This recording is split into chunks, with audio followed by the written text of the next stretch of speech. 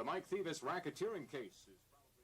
If you're an all-news radio fan, you must have wondered what Dennis Dumler looks like, or perhaps Ted Bogotsky, or Forrest Sawyer.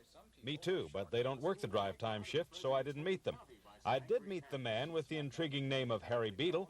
That's him with the beard. And Dennis O'Hare. And Tom Hughes is the main anchor on Drive Time. It is Hughes' job to read some of the news and keep the show going, introducing features such as the credit doctor, Al Carroll the handyman, the gourmet and wine expert Stendhal, and Tom Houck, political notepad. All News Radio is a lot more than just people reading stories from AP and UPI wires. Mike Wheeler is the man who put WGST together. He runs one of the best all-news operations in the country, and he has a right to be proud.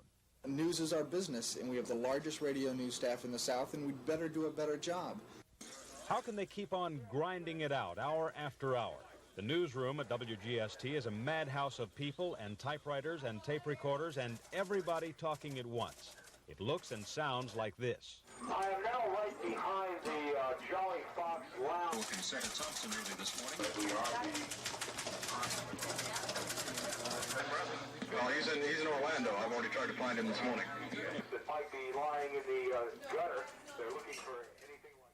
You don't hear any of that on the air. On the air, everything works smoothly. On the sidewalk, and Atlanta chalks up another murder for 1979, number 182. We get a live report from the scene, and WGST News Radio's Robert Owen.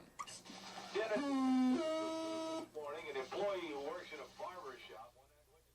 Well, not always perfect, but generally it is a slick product that almost never bores the dedicated news fan. At any time of the day, you can just punch on WGST and listen for perhaps 45 minutes. In that time, you will hear enough news to know what's going on in the world, in Atlanta, and in sports, plus hear the weather forecast, and maybe get a tip on a good, cheap wine that has yet to be discovered. Some people believe all news radio or TV will replace the newspapers someday. Ted Turner is saying that newspapers won't exist in 20 years because of the cost of delivering them and newsprint, etc. Do you envision all news radio might take their place? Except for the funny pages, perhaps. I think they're going to be newspapers because I think people like to touch things and the tactile sensation. But I'm excited about Ted Turner's idea because people aren't going to be able to take a television set with them when they go out to a park or necessarily when they're in their car or all the places that they can listen to a radio station. WGST's audience is mostly male in their late 20s to their 50s and 60s, and that audience is growing all the time. It has grown enough so that a minute's worth of time here will cost $30 to $50. WGST, in a very short time, is a success. Tomorrow on Drive Time Wars, the man media critic Jeff Denberg calls the leader in the ratings scramble, Gary McKee. This is Wes Sarginson.